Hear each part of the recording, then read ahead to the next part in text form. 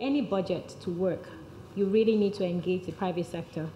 When the Minister of Budget and Planning said his budget in December, he said the 2017 budget is designed to expand partnership between public and private sector, as well as development capital to leverage and catalyze resources for growth. But in reading the budget, I saw, just as many of my other colleagues have said, you see so much expenditure on the part of the government and not enough as to what the private sector is going to do. In the last year, since this administration came into being, you heard them say they wanted to privatize. As soon as some certain sectors started complaining, everything started rolling back and saying, no, that was not true. You know, you need to stand on policy and be firm. And I think that that is where we as the capital market can show and explain to the general public why it benefits the greater good to have certain things done in a certain way. For example, if you wanted to privatize a certain institution and showed how much you're sinking into it today versus if you allow it to be listed on the capital market or bring other investors into being, the additional benefits that will come to the greater good out of that, I believe that that is something that we as the capital market can assist the government in doing.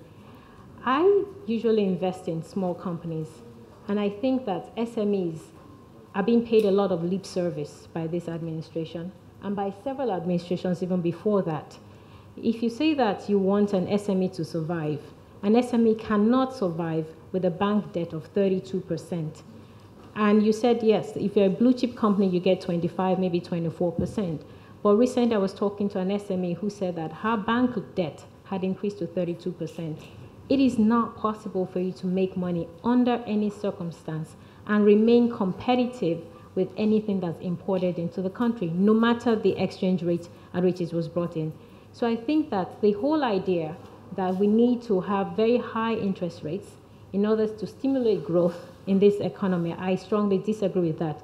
And I think I'll side with Dr. Adedipe when he was saying that we need to find a way to bring up our own economy by our own bootstraps. And those are the SMEs that are trying today to do that. It's much easier to just try and buy FX and keep it, rather than why would you try and hire more people, put things into infrastructure that you're not even sure you'll be able to sell. As I was looking through the budget, I looked at certain things like power. I expect power, it will be good for everybody. But of late, the situation in the country has been so dire that one begins to ask the question, what exactly are we spending? I think the 16 trillion they said we spent over the last few years. A new MD was appointed for the Transmission Company of Nigeria, and already people are kicking back. You haven't even allowed the guy to start working. We need to make sure that our policies and the messages we send are consistent so that everybody knows that if the government believes in something, they're going to stand by it. Otherwise, the private sector will not invest. You cannot invest if you're not sure that in 6 months' time, any monies you bring into the country, the policy will still support you. I had a development finance institution that was interested in coming to Nigeria, trying to bring in some money for SMEs. But their worry is the exchange rate. They've been asking me, all right, can you get us a hedge? I've talked to several banks, both in Nigeria and abroad. Nobody's willing to develop a hedge. Or tell me that by the time you have a hedge, the price is 18%. So by the time I add 18% to whatever return they're looking for in euros or dollars, at what rate will I be borrowing to the SME? It basically defeats the entire purpose of trying to bring in a development finance institution into the country just to invest. So I really want us to think about it. I think it's already been said that the fiscal side and the monetary side don't seem to be in proper alignment, and that thing is one thing we need to address very soon. If we've tried high interest rates for a good part of a year and a half, and it's not working, you can't keep doing the same thing and expecting a different result. It's always well said. So I think that as practitioners, we need to continue to send this message. We need to try something else. We've heard so many times from the Minister of Finance and the CBN governor that they're going to come up with something different on the exchange rate. But as economists, as business people, we've thought and scratched our heads. What could they do differently other than move? But if you're going to move quickly. That way we have some certainty as Mr. Bayorotimi also asked for, as to what needs to be done or what we will do. And if you move towards something that everybody believes is fair, then you allow the private sector, you allow the market to determine the price of what you're going to do. I know that the government always says that it's the cost of the price of PMS. I'm a chemical engineer by training. You cannot take a 24-year-old refinery that hasn't worked in years and think you're going to get it to 60% capacity no matter how much you try. You're going to almost import all new parts. So why are we wasting money and, kind of dwell on rhetoric that's not going to get us anywhere?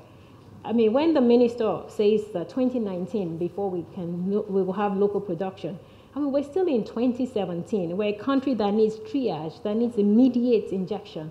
We don't have time to wait till 2019. Otherwise, some of the SMEs or even the manufacturing companies that you see listed today on the stock exchange, they may not even be there anymore. I think the DG in his submission, he talked about the ASEM. A lot of the companies are small and they're not doing very well. What is hurting them? Power. Diesel has moved. So why are we so afraid of PMS movement? So why can the government, today NNPC is the largest importer, so NNPC can continue to find a way to import and the government subsidize that if they're so scared of just the price of PMS.